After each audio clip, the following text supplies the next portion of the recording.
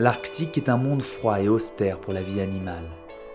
La faune sauvage est le plus souvent endémique, c'est-à-dire typique à cette région. Comparée aux autres océans, la biodiversité est plutôt pauvre en Arctique.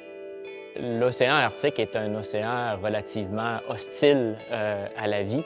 Et si on pense au réseau alimentaire dans son ensemble, à la base de ce réseau alimentaire-là, c'est la production primaire, donc la production des algues marines qui vont nourrir finalement tous les consommateurs dans l'écosystème. Même au contact de la glace, des algues poussent grâce à la photosynthèse. Le soleil et les minéraux leur suffisent pour se développer. Ce phytoplancton sert de nourriture au plancton animal, appelé aussi zooplancton. C'est le début de la chaîne alimentaire. Le temps de vie dans l'océan Arctique, il est relativement bref, il est très intense. Il a abouti donc à des stratégies d'organismes qui sont capables de, au moment où la production biologique est intense, de faire d'énormes réserves. Et puis ensuite, lorsque l'océan est recouvert par la banquise en hiver, se mettre en dormance. Dans les milieux extrêmes, souvent, l'ensemble de la communauté va être dominé par 2 ou 3 espèces très importantes.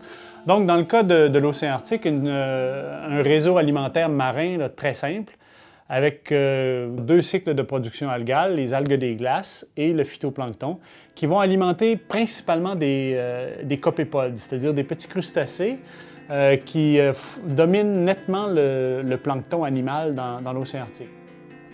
Le zooplancton microscopique est donc le maillon trophique qui va permettre de faire passer l'énergie produite par les algues jusqu'aux poissons et ainsi jusqu'à l'ensemble de la grande faune arctique.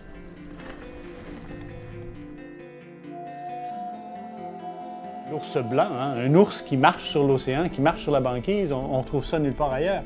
Beaucoup d'autres espèces sont extrêmement adaptées à ce monde étrange, ce monde extrême. On a par exemple un poisson qu'on appelle la morue arctique, qui est une petite morue qui va vivre certaines périodes de sa vie dans la banquise elle-même.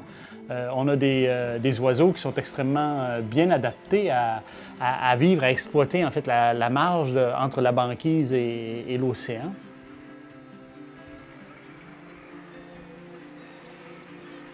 On a des phoques qui viennent jamais à terre, qui sont tout à fait adaptés à vivre sur la banquise. Donc des animaux extrêmement spécialisés, ce qu'on appelle des hyperspécialistes.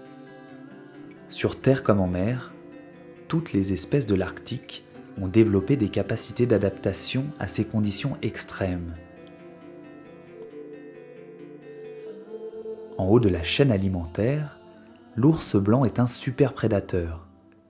Il n'est la proie d'aucune autre espèce, mis à part les chasseurs inuits. Tous ces hyperspécialistes sont en péril dans le sens que si on transforme leur milieu extrêmement unique, extrêmement spécialisé, eux vont être rapidement remplacés par des animaux qui vont venir du sud, de l'océan Atlantique ou de l'océan Pacifique. Les changements climatiques ont déjà un impact sur les écosystèmes terrestres. Les Inuits constatent d'importants changements dans les trajectoires de migration des animaux et une baisse importante de leur population. De nombreuses espèces dépendent entièrement de la banquise où ils chassent. Si leur habitat change drastiquement, les animaux vont devoir migrer ou s'adapter. Certains sont déjà menacés d'extinction.